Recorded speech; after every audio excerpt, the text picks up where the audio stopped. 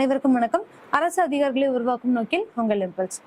So இதுக்கு முன்னாடி வரைக்கும் நம்ம 12th ஹிஸ்ட்ரியோட 5th லெசன் வரைக்கும் இருக்கக்கூடிய பாக்ஸ் கண்டென்ட்ஸ் எல்லாம் பார்த்துட்டோம். இப்போ 12th ஹிஸ்ட்ரி 6th லெசன் இருக்கக்கூடிய பாக்ஸ் கண்டென்ட்ஸ் எல்லாம் பார்க்கலாம். ஓகேங்களா? ஸோ 6th லெசன் என்ன அப்படின்னா தேசியவாத அரசியலில் வகுப்புவாதம். ஸோ இவங்களுக்கு அப்புறம் வகுப்புவாதங்கள் எப்படி இருந்துச்சு அப்படிங்கிறத பார்க்கலாம். ஓகேங்களா? ஸோ இந்த லெசன்லையும் பொறுத்த வரைக்கும் பார்த்தோம் அப்படின்னா பாக்ஸ் கண்டென்ட் அப்படிங்கிறது ரொம்ப கம்மியாக தான் இருக்கும். பட் இதெல்லாம் வந்து ரொம்ப இம்பார்ட்டன்டான லெசன்ஸ். ஓகேங்களா? ஸோ இது என்ன கொடுத்துருக்காங்க அப்படின்னா இந்து முஸ்லிம் வகுப்புவாதம் நடுத்தர மக்களிடையே நடந்த மோதல்களினுடைய விளைவு அப்படின்னு சொல்லியிருக்காங்க. மனசாட்சியுள்ள இந்து மற்றும் முஸ்லிம் பொதுமக்கள் இத்தகைய வகுப்புவாதத்திலிருந்து முற்றிலும் விலகியே இருந்தனர் அப்படிங்கறத சொல்லியிருக்காரு. யார் சொல்லியிருக்காங்க அப்படின்னு சொல்லி பார்த்தோம்னா ஜவஹர்லால் நேருவோட கூற்று. ஸோ என்ன சொல்லியிருக்காங்க அப்படின்னா ஒரு நடுத்தர வகுப்பு மக்களுக்கு இருந்த ஒரு மோதல் தானே ஒழிய இதை பத்தின ஒரு ஆழ்ந்த அறிவு இருக்கக்கூடியவங்க வந்து அதாவது ஆழ்ந்த அவங்களுக்கான ஒரு நம்பிக்கை இருக்கவங்க வந்து இதுல பிரச்சனை எல்லாம் வரல அப்படிங்கறத சொல்லியிருப்பாங்க. ஸோ யார் அப்படின்னு சொல்லி பார்த்தோம்னா ஜவஹர்லால் நேரு. ஓகேங்களா? ஸோ இந்த பாக்ஸ் என்ன கொடுத்துருக்காங்கன்னு பார்க்கலாம். தனித்தொகுதி அல்லது வகுப்பு வாரி தொகுதி அப்படிங்கிறது. ஸோ தனித்தொகுதினா என்ன, வகுப்பாரி தொகுதினா என்ன, அதாவது தனித்தொகுதி அல்லது வகுப்பாரி தொகுதி ஸோ அப்படிங்கிறது என்ன அப்படின்னு சொல்லி கொடுத்துருக்காங்க. என்ன அப்படின்னா இந்த வகையான முறையில் முஸ்லிம்கள் மட்டுமே முஸ்லிம் வேட்பாளருக்கு வாக்களிக்க முடியும் அப்படிங்கிறது. ஸோ இந்த ரீசனாலதான் தனித்தொகுதி வேணும் அப்படின்னு சொல்லிட்டு இதுக்கு முன்னாடி யார் யாருக்கு நடுவில் பிரச்சனை நடந்துச்சு அப்படின்னு சொல்லி பார்த்தோம்னா காந்திக்கும் அம்பேத்கருக்கும் நடுவில் ஒரு பிரச்சனை வந்திருக்கும். கரெக்டுங்களா? ஸோ எப்போ அப்படின்னு சொல்லி பார்த்தோம்னா 1932ல முதல்ல இருந்தே இவர் வந்து தனித்தொகுதி கேட்டுட்டு இருந்திருப்பாரு. எங்களுக்குன்னு சொல்லி ஒரு தனித்தொகுதி வேணும் அப்படின்னு சொல்லிட்டு. ஆனா வந்து காந்தி கன்சிஸ்டன்டா வந்து அதை எதிர்த்துட்டே இருந்திருப்பாங்க. கடைசியில இதன் விளைவாக தான் தனித்தொகுதி கொடுக்க மாட்டேன் அப்படின்னு சொல்லிட்டு அப்ப வந்து மக்கள்கிட்டே ஒரு பிரிவினை ஏற்படுத்திடும் அப்படின்னு ஒரு பிரச்சனை வந்திருக்கும். அதனால என்ன பண்ணிருப்பாங்க அப்படின்னா பூனா பேக்ட் அதாவது பூனா ஒப்பந்தம் அப்படிங்கிறத கொண்டு வந்திருப்பாங்க. ரைட்? ஸோ அதுக்கப்புறமா அம்பேத்கர் என்ன பண்ணிருப்பாரு அப்படின்னா தனித்தொகுதி அப்படிங்கக்கூடிய கோரிக்கையை கைவிட்டிருப்பாங்க. ஓகேங்களா? அதுக்கு பதிலா இவங்களுக்காகன்னு சொல்லிட்டு அதாவது பிற்படுத்தப்பட்ட பகுதி தாழ்த்தப்பட்ட பகுதியினருக்குன்னு சொல்லிட்டு தனியா ஒரு தொகுதிகள் அமைக்கப்பட்டுச்சு. ஆனா அது தனி தொகுதிகளா கிடையாது. ஓகேங்களா? ஸோ அது இது மூலமா நம்ம கமெண்ட் பண்ணி படிச்சுக்கலாம். இப்ப தனித்தொகுதி அல்லது வகுப்பாரி தொகுதி அப்படிங்கிறது முஸ்லிம்கள் மட்டுமே வாக்களிக்க முடியும். முஸ்லிம் வேட்பாளர் தான் நிக்கணும். அவங்களுக்கு முஸ்லிம்ஸ் மட்டும் தான் வாக்களிக்க முடியும் அப்படிங்கிறது இருந்துச்சு. ஸோ 1909 1909ஆம் ஆண்டு மிண்டோ மார்லி சட்டம் பேரரசு சட்டமன்றத்தில் அலுவலர் அல்லாத 27 உறுப்பினர்களுக்கான இடங்களில் 8 இடங்களை முஸ்லிம்களுக்கு வழங்கியது. ஓகேங்களா? ஸோ எவ்வளவு அப்படின்னு பார்த்தோம்னா 8 இடங்கள்ல மாகாண சட்டமன்றங்களுடைய இடங்களை முஸ்லிம் வேட்பாளர்களுக்கு பின்வருமாறு ஒதுக்கி இருந்தது. அது என்ன அப்படின்னு சொல்லி பார்த்தோம்னா மദ്രാஸ்ல 4 இடமும் பம்பாயில 4 இடமும் வங்காளத்துல 5 இடமும் இந்த மாதிரி அவங்களுக்கான சொல்லி ஒரு வகுப்புவாத தனி தொகுதி வந்து ஒதுக்கப்பட்டிருந்துச்சு அப்படிங்கிறத நம்ம இதுல இருந்து பார்க்கலாம். ஓகேங்களா? ஸோ அடுத்தது என்ன கொடுத்துருக்காங்கன்னு பார்க்கலாம். ஸோ அகில இந்திய மகாசபையுடைய எழுச்சி. ஸோ இதுல என்ன சொல்லியிருக்காங்க அப்படின்னா கலீஃபாவுடைய பங்கையும் அவங்களுடைய பாதுகாப்பை பத்தியும் சொல்லியிருப்பாங்க. ஸோ இதுல என்னன்னு பார்க்கலாம். முதல் உலகப் போருக்கு முன்னர் கலீஃபா இந்த கலீஃபா அப்படிங்கிறவங்க யார் அப்படின்னு சொல்லி பார்த்தோம்னா காபா அதாவது இஸ்லாமிய சமயத்தினுடைய புனிதமான இடம். ஓகேங்களா? ஆகியவற்றின் நலன்களை பாதுகாப்பதற்காக இங்கிலாந்து வாக்குறுதி வழங்கி இருந்தது. கலீஃபா அப்படிங்கிறது வந்து ஒரு மத குருமார் அப்படின்னு சொல்லி சொல்லலாம். ஸோ இஸ்லாமிய மதத்தில் இருக்கக்கூடிய எல்லாத்திடையே அவங்களுடைய மதங்களை பாதுகாக்கிறதுக்கும் அவங்களுடைய பண்புகளை பாதுகாக்கிறதுக்கும் ரொம்ப முக்கியமான இடம் இருந்தது யார் அப்படின்னு சொல்லி பார்த்தோம்னா கலீஃபாக்கு கொடுத்திருந்தாங்க. ஓகேங்களா? ஸோ அப்படி பார்க்கும்போது முதல் உலகப் போருக்கு முன்னாடி இங்கிலாந்து என்ன சொல்லியிருந்துச்சு அப்படின்னா கலீஃபாக்கும் காபாவுக்கும் அவங்களுடைய நலன்களை பாதுகாத்து தருவதாக அவங்களுக்கு எந்த பிரச்சனையும் வரதாக உறுதி அளிச்சிருந்துச்சு. ஆனால் முதல் உலகப் போரில் துருக்கியினுடைய தோல்விக்கு பின்னர் அவ்வாக்குறுதியை நிறைவேற்ற மறுத்துவிட்டது. திகைத்து போன முஸ்லிம் சமூகத்தினர் ஆங்கிலேயருக்கு தங்கள் கோபத்தை காட்டவும் துருக்கியினுடைய கலீஃபாவை பாதுகாக்கவும் கிலாபத் இயக்கத்தை தொடங்கினர். ஸோ இதுவும் வந்து ரொம்ப ரொம்ப இம்பார்ட்டன்ட். அதே மாதிரி கிலாபத் இயக்கத்துலதான் முதல் முறையா முஸ்லிம்களுக்காக இதுக்கு முன்னாடி நிறைய பிரச்சனைகளும் நிறைய போராட்டங்களும் இருந்துச்சு. ஆனா முதல் முறையா ஒரு பெரிய ஒரு பிரச்சனையா உருவானது அப்படின்னு சொல்லி பார்த்தோம்னா இந்த கிலாபத் இயக்கம் தான். ஓகேங்களா? ஸோ அது எதுக்காக அப்படின்னு சொல்லி பார்த்தோம்னா நம்மளுடைய கலீஃபாவோட பதவி வந்து பறிக்கக்கூடாது, அவங்களுடைய பாதுகாப்பு வேணும் அப்படிங்கக்கூடிய நோக்கத்துல உருவாக்கப்பட்டது. ஓகேங்களா? So next one. ஸோ இதுல என்ன பாக்ஸ் கொடுத்துருக்காங்க அப்படிங்கறத பார்க்கலாம். பிரிவினைவாத தேசியத்தினுடைய வளர்ச்சி குறித்த தனது மனவேதனையை காந்தி பின்வருமாறு வெளிப்படுத்தினார். ஸோ என்ன சொல்லியிருக்காங்க அப்படின்னா தனி மனிதர்களுடைய எண்ணிக்கையை போலவே பல மதங்கள் உள்ளன.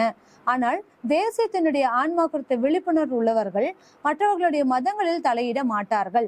இந்தியாவில் உள்ள அனைவருக்கும் இந்துக்களாக மட்டுமே இருக்க வேண்டும் என இந்துக்கள் நம்பினால் அவர்கள் கனவுலகில் வாழ்கிறார்கள் என்றே பொருள். சோ எப்ப இருந்து இந்த ஹிந்து முஸ்லிம் ப்ராப்ளம் வந்துட்டு இருக்கு அப்படின்னு சொல்லி பார்த்தோம்னா, கிட்டத்தட்ட பிரிட்டிஷர்ஸ் ரூல் பண்ணிட்டு இருக்கும் போதுல இருந்து வந்திருக்கு.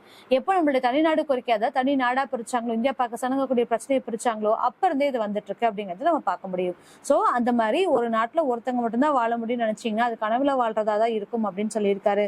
தங்கள் நாட்டை உருவாக்கிய இந்துக்கள், சீக்கியர்கள், முகமதியர்கள், பார்சிகள், கிறிஸ்தவர்கள் ஆகிய அனைவருமே நாட்டினுடைய சக மனிதர்கள் தான். அனைவருக்குமே உரிமை இருக்கு அப்படிங்கறதையும் சொல்லியிருக்காங்க. தங்களுடைய நலனுக்காக அவர்கள் ஒற்றுமையுடன் வாழ்ந்தாக வேண்டும். உலகத்தின் எந்த ஒரு பகுதியிலும் ஒரு நாட்டுரிமையும் ஒரு மதமும் ஒரே பொருளை தருகிற வார்த்தைகளாக இல்லை. இந்தியாவில் அவ்வாறு எப்போதும் இருந்ததில்லை. ஸோ இந்தியாவில கண்டிப்பா இருந்ததே கிடையாது, எங்கேயுமே இந்த மாதிரி இருந்ததில்லை அப்படின்னு சொல்லிட்டு காந்தி சொல்லியிருக்காரு. இப்போ மீட்பு நாளா கடைபிடிக்கிறாங்க. ஸோ இது இந்த கடைபிடித்தல் லெசன்ல என்ன ஒரு பாக்ஸ் கண்டென்ட் இருக்கு அப்படிங்கறத பார்க்கலாம். பாகிஸ்தான் என்ற எண்ண ஓட்டம் 1930 முஸ்லீம் லீக் மேடைகள்ல இருந்து வெளிப்பட்டாலும் 10 ஆண்டுகளுக்கு முன்பாகவே ஃபர்ஸ்ட் பாகிஸ்தான் அப்படிங்கிற நம்மளோட தனிநாடு கோரிக்கை வச்சிருந்தாங்க இல்லைங்களா. ஸோ அது ஃபர்ஸ்ட் எப்போ வந்துச்சு அப்படின்னா முஸ்லீம் லீக்ல இருந்தா அவங்க ஸ்டார்ட் பண்ணப்பட்டுச்சு அப்படின்னு சொல்லியிருக்காங்க. ஆனா இது ஒரு ரிப்பீட்டட் கொஸ்டின். ஆனா இதுக்கு முன்னாடியே பாகிஸ்தான் அப்படிங்கிற ஒரு தனிநாடு கோரிக்கை எப்போ கொண்டு வந்திருப்பாங்க அப்படின்னு சொல்லி பார்த்தோம்னா, கவிஞரும் அறிஞருமான முகமது இக்பால். ஸோ இந்த கொஸ்டின் ரிப்பீட்டட் கொஸ்டின். முகமது இக்பாலால தான் ஃபர்ஸ்ட் பாகிஸ்தான் முஸ்லிம்களுக்குன்னு சொல்லி ஒரு தனிநாடு வேணுங்கக்கூடிய கோரிக்கையை உருவாக ஆரம்பிச்சது. 1930 அலகாபாத்தில் நடைபெற்ற முஸ்லிம் லீகினுடைய ஆண்டு மாநாட்டில் இக்பால் ஒருங்கிணைக்கப்பட்ட வடமேற்கு இந்திய முஸ்லிம் அரசை தான் காண விரும்புவதாக கூறினார். ஃபர்ஸ்ட் இவருடைய சிந்தனையில உதித்தக்கூடிய ஒரு விஷயமா தான் இது இருந்துச்சு. இது பின்னர் கேம்பிரிட்ஜ் மாணவர்கள் ஒருவரான ரஹமது அலியால் வலுவாக வெளிப்படுத்தப்பட்டது. லீகினுடைய அடிப்படை கோரிக்கை என்ன அப்படின்னா, இரு நாடு கொள்கை அப்படிங்கறதா முஸ்லிம் லீகினுடைய அடிப்படை கோரிக்கையா இருந்துச்சு.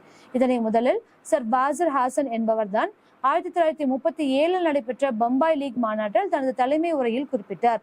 இப்பரந்த கண்டத்தில் வாழும் இந்துக்களும் முஸ்லிம்களும் இரண்டு சமூகங்கள் அல்ல, ஆனால் பல வழிகளில் இரு நாட்டினராக கருதல் வேண்டும் அப்படின்னு சொல்லியிருக்காரு. ஓகேங்களா. சோ அப்ப இருந்தே இந்த கிளாஷஸ் நடந்துகிட்டே இருந்துச்சு அப்படிங்கறத நம்ம இது மூலியமா பார்க்கலாம். அடுத்தது நேரடி நடவடிக்கைனால். ஸோ நேரடி நடவடிக்கைனால் அப்படிங்கிறது மூலியமா இவங்களுடைய பிரச்சனைகளை முன்னாடி கொண்டு வர்றதுக்கு ஆரம்பிச்சது. ஓகேங்களா. ஸோ இதோட இந்த லெசனோட பாக்ஸ் கண்டென்ட் முடிஞ்சது. ஸோ நெக்ஸ்ட் லெசன் பார்க்கலாம். ஸோ நெக்ஸ்ட் லெசன் என்ன அப்படின்னா, இந்திய தேசிய இயக்கத்தினுடைய இறுதி கட்டம். So 7th lesson. ஸோ இதுல என்ன பாக்ஸ் கண்டென்ட் கொடுத்துருக்காங்கன்னு பார்க்கலாம். ஸோ முதல்ல சொன்ன மாதிரி இதுலயுமே பாக்ஸ் கண்டென்ட் ரொம்ப கம்மியா தான் இருக்கு. ஆனால் லெசன் ரொம்ப இம்பார்ட்டன்ட். ஓகேங்களா. ஸோ இதுல இருக்கக்கூடிய ஒவ்வொரு கண்டென்ட்டுமே ரொம்ப இம்பார்ட்டன்டான விஷயம். ஸோ இந்த பாக்ஸ்ல என்ன கொடுத்துருக்காங்கன்னு பார்க்கலாம். வங்காள காங்கிரஸ் கமிட்டி தலைவர் உட்பட அனைத்து பதவிகளில் இருந்தும் ஆகஸ்ட் 1939 இந்திய தேசிய காங்கிரஸால் விடுவிக்கப்பட்ட போஸ். ஸோ யார் அப்படின்னு சொல்லி பார்த்தோம்னா, 1939 இருந்து போஸ் ஐஎன்சில இருந்து விலகி வந்துட்டாரு. ஸோ இப்படி ஒரு விலகி வந்ததுக்கு அப்புறம் ஆல்மோஸ்ட் ஒரு 2 லட்சம் பீப்புள் ஐஎன்சில இருந்து விலகி வந்தாங்க அப்படிங்கக்கூடிய ஹிஸ்டரி நம்ம கிட்ட இருக்கு. ஸோ அதுக்கப்புறம் ஒரு ஃபார்வர்ட் பிளாக் கட்சி அப்படிங்கக்கூடிய ஒரு கட்சியை உருவாக்குனாரு அப்படிங்கிறது நம்மளுக்கு தெரியும். ஸோ தனக்கு ஆதரவு திரட்டி இந்தியா முழுவதும் சுற்றுப்பயணம் மேற்கொள்ளல் ஆனார். இந்திய பாதுகாப்பு சட்டத்தின் கீழ் 1940 ஜூலை 3 அன்று கைது செய்யப்பட்ட அவர் தொடர் கண்காணிப்பில் வைக்கப்பட்டார். மேற்கொண்டு ஐரோப்பாவில் தொடர்ந்து நடத்த போரில் ஜெர்மனியை வெல்லும் என்றும் போஸ் நம்பினார். ஆனா அவர் அச்சு நாடுகளோடு கைகோர்ப்பதன் மூலம் இந்தியா சுதந்திரம் பெற முடியும் என்ற சிந்தனையை வளர்த்தெடுத்தார். கல்கத்தாவிலிருந்து 1941 ஜனவரி 16, 17 நள்ளிரவில் தப்பிய அவர் காபூல் மற்றும் சோவியத் நாடு வழியாக ஒரு இத்தாலிய கடவுச்சீட்டை கொண்டு மார்ச் மாதத்தினுடைய கடைசியில் பெர்லின் சென்று சேர்ந்தார். ஸோ இதுவும் ரொம்ப இம்பார்ட்டன்ட். எங்கிருந்து அப்படின்னு சொல்லி பார்த்தோம்னா, இத்தாலியிலிருந்து ஒரு பாஸ்போர்ட் எடுத்துட்டு மார்ச் மாதத்தோட கடைசியில பெர்லின் போய் ரீச் ஆனாரு. அங்கு ஹிட்லரையும் கோயபல்ஸையும் சந்தித்தார். இரு நாசிச தலைவர்களும் பெரிதாக இந்திய ஆதரவு நிலைப்பாட்டை எடுக்கவில்லை என்றாலும் ஆசாத் ஹிந்த் ரேடியோவை உருவாக்க அனுமதி வழங்கினர். ஸோ இதுவும் ரொம்ப இம்பார்ட்டன்ட். எப்போ ஐஎன்சில இருந்து வந்தாங்க, இதுல இருக்கக்கூடிய பாக்ஸ் கண்டென்ட் 1939 இருந்து ஐஎன்சில இருந்து வெளியே வந்தாரு. அதுக்கப்புறமா 1941 அவர் தப்பிச்சு பெர்லின் போறாரு. அதுக்கப்புறம் ஆசாத் ஹிந்த் அப்படிங்கக்கூடிய ஒரு ரேடியோவை அவர் உருவாக்குனாரு அப்படிங்கறத இது மூலமா நம்ம தெரிஞ்சுக்கலாம். ஓகேங்களா. ஸோ ரேடியோவை உருவாக்க அனுமதி வழங்கினார். ஹிட்லரையும் அவருக்கு நெருக்கமான அரசியல் தலைவர்களையும் சந்தித்த போதும் போஸால் பெரிய மாற்றத்தை உருவாக்க முடியவில்லை. போரில் ஜெர்மனிக்கு ஏற்பட்ட பின்னடைவை அடுத்து போஸ் 1943 ஜூலையில் சிங்கப்பூர் சென்று சேர்ந்தார். ஸோ இங்கதான் என்ன பண்ணிருப்பாங்க அப்படின்னா, ஐஎன்சி அப்படிங்கறத உருவாக்கி இருப்பாங்க. அதாவது ஐஎன்ஏ அப்படிங்கிறது இந்தியன் நேஷனல் ஆர்மி அப்படிங்கறத உருவாக்கி இருப்பாங்க. ஸோ அதை பற்றின விஷயங்களை இதுல கொடுத்துருப்பாங்க. ஓகேங்களா. ஸோ இது இந்திய கடற்படை கழகம், ஒவ்வொரு கழகங்களும் இதுல எப்படி எல்லாம் நடந்துச்சு அப்படிங்கறத ரொம்ப டெப்தா கொடுத்துருப்பாங்க. ஸோ ரொம்ப இம்பார்ட்டன்ட். இந்த பாக்ஸ் என்ன கொடுத்திருக்காங்கன்னு பார்க்கலாம்.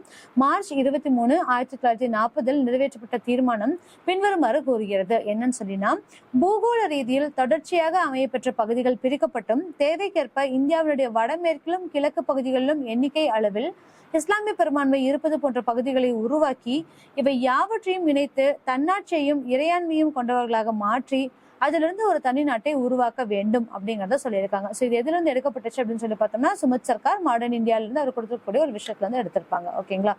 சோ இப்படிதான் இவங்களுக்கு தனிநாடு கோரிக்கை நிறைவேற்றப்பட்டுச்சு. நெக்ஸ்ட் ஒன், அடுத்தது என்ன பாக்ஸ் கொடுத்துருக்காங்கன்னு பார்க்கலாம். ஸோ இதோட எனக்கு தெரிஞ்சு இந்த பாக்ஸ் முடிஞ்சது. ஸோ இந்த மேப்ல என்ன கொடுத்துருப்பாங்க அப்படின்னா, பிரிவினைக்கு பின் இந்தியா, இதுக்கப்புறமா இந்தியா என்னவா மாறுச்சு அப்படின்னு சொல்லியிருப்பாங்க. ஸோ இந்த பகுதி ஃபுல்லாவும் பாகிஸ்தானோட சேர்ந்திருக்கும். அதே மாதிரி எங்க அதிகமா முஸ்லிமுடைய மக்கள் தொகை அதிகமா இருக்கோ அதுவுமே பாகிஸ்தான் எடுத்திருப்பாங்க. ஸோ அப்போ ஈஸ்ட் பெங்கால், அதாவது பங்களாதேஷ், ஓகேங்களா, இது பங்களாதேஷ் அப்படின்னு சொல்லி அழைக்கப்பட்டுச்சு. அதுக்கப்புறமா இதுவுமே பாகிஸ்தானோட சேர்ந்ததா இருந்துச்சு.